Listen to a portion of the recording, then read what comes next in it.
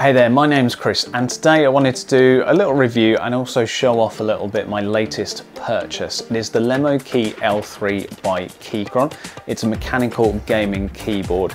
At £189, it's perhaps the most expensive peripheral I've ever purchased. And so before I tell you whether or not I think it was worth it, it's worth pointing out that I bought this to replace my first generation Logitech G915. So I've used this Logitech gaming keyboard for both work and gaming, and one of the things it does really well is it switches seamlessly between my work PC, so I can switch it to Bluetooth and then switch it to my gaming PC if I want. I do quite like the low profile keys on it, and the switches feel really good as well. This is the clicky version and I quite like the way the switches feel. So the low profile keycaps feel really good to me. They're fine to type on, and for gaming they're really good as well. The switches are the clicky version.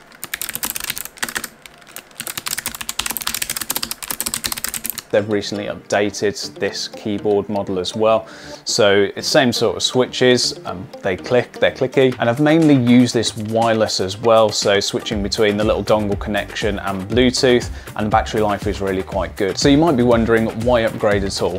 Well, I think like most people who buy gaming peripherals, it always used to be the case that if you wanted a really good mouse and keyboard, you sort of had to fork out the money for them. And so I've always just bought the latest gaming keyboard whenever I wanted a new keyboard or mouse to use. I also game a lot less nowadays as well, so a lot of the common features of a gaming keyboard, such as RGB lighting, macros and quicker key presses, are a lot less important to me nowadays. And as time has gone on, I've seen this shift in the keyboard community, especially gaming keyboard community, where it's not just the big players anymore who are offering really good hardware for the money.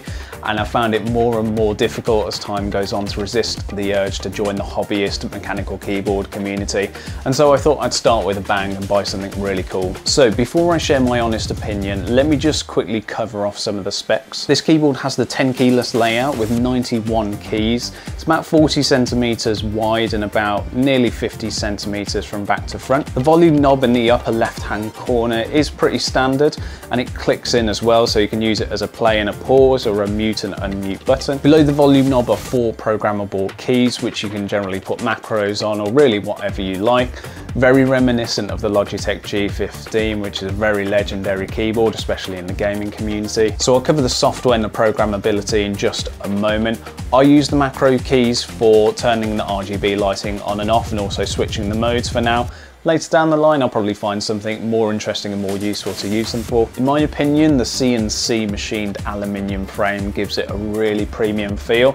It does make it weigh quite a bit, however it's a hefty device, nearly 2 kilos I think, although for me personally, I'm not moving it around that much or at all actually. It just sits on my desk and I quite like the way it feels, and I quite like the weight of it as well. Just to quickly touch on the versions of this keyboard that you can get as well. You can get the bare bones option. I went for the pre-built one, so that comes with the switches and the keycaps. The switches in mine are the Gateron Jupiter Banana switches. They are really nice for typing. I chose those just on account of wanting to do some gaming and mostly typing and office use. They are RGB, hot swappable and are pre-lubed, which I'm led to believe is a very good thing. And they do have a shorter travel distance and heavier operating force than the reds and browns that are also on offer. The typing experience, I will say, is unlike anything I've tried before. Bearing in mind, most of my experience has been with gaming keyboards, so typically a really short travel distance. The key presses I would describe as feeling very light, typically quite clicky as well, so much better for gaming, less preferred for office and general typing use. These have a smoothness to them that I've not really experienced before, and it's quite pleasing to type on the keyboard, and when the keys bottom out as well. The only way I can describe it is it's soft and cushiony, and it just feels really solid. And actually for gaming, I noticed virtually no difference. I'm no hardcore gamer by any means, but I adjusted really quickly and the key presses feel as quickly as they did on my old Logitech. So to quickly cover off the key caps as well, they're double shot PBT, which should increase their lifespan, and they're a cherry profile. They boast a somewhat unorthodox spherical profile, which I've come to really enjoy compared to the flatter profile of traditional gaming keyboards. In fact, when looking at buying my first set of third-party keycaps, keycaps, I'm finding it difficult to choose, as when looking at brands like Mode or GMK, there aren't a lot of these types of keys on offer. It's worth noting as well that these keycaps that come on the keyboard don't allow the RGB light to shine through, although the legends on them are perfectly legible to me. Talking of RGB, there are 22 types of RGB backlight options with endless customization possibilities. Whether you prefer to trigger it on keystroke or subtle glow or a full light show, you are pretty much covered. However, if you're anything like me and rarely find yourself looking down at the keyboard, then you'll probably just leave it off. And especially if you're using it in wireless mode, this will save a ton of battery life. Regarding the battery life, I honestly can't comment too much because the keyboard is so heavy. It made me realize that it never moves from my desk, and so I just use the USB-C connection. The USB-C wire comes included, and that's really good.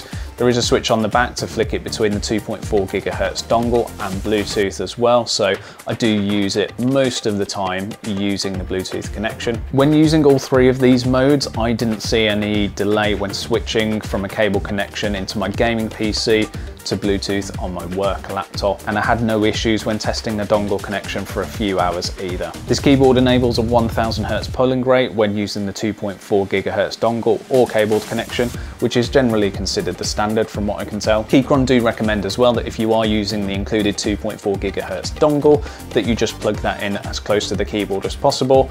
I, for testing purposes, plugged the dongle in the back of my PC as far away from the keyboard as possible, and there was no lag or stutter or anything like that. So I suspect the signal is actually quite strong, but should you face any issues, obviously move it closer if you can. So the main reason I bought this keyboard was sort of twofold. Firstly, curiosity. I get why people love mechanical keyboards from a lot of these Far East Asian brands. There seems to be a race to the bottom in terms of price from what I can see, and there are so many affordable and good options.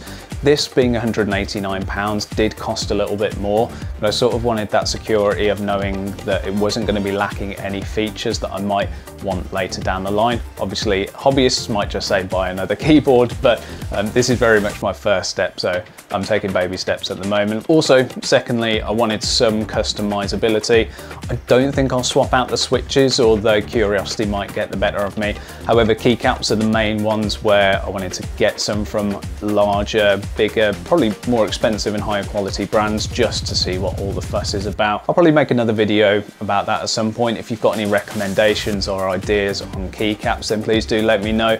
More than happy to make a video and buy some and try a few brands out. So in conclusion, for me personally, this is the perfect keyboard. I did loads of research to make sure it was the keyboard for me. I think, to be perfectly honest, the major downside is the high cost. £189 is a heck of a lot for a keyboard, whether it's a gaming keyboard or a typist's keyboard. However, I think it's absolutely worth the money. The build quality is wonderful. I think it looks really good as well, and typing on it, obviously, that the main thing is, like I said before, unlike anything I've really experienced, I can't really hype it up enough. It just feels really good and really different and nice. So if you liked the video, please give it a like.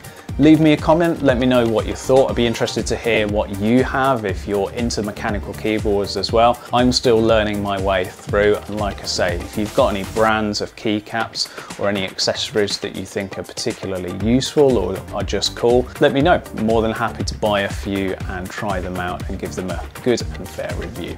Many thanks for watching. Have a wonderful day.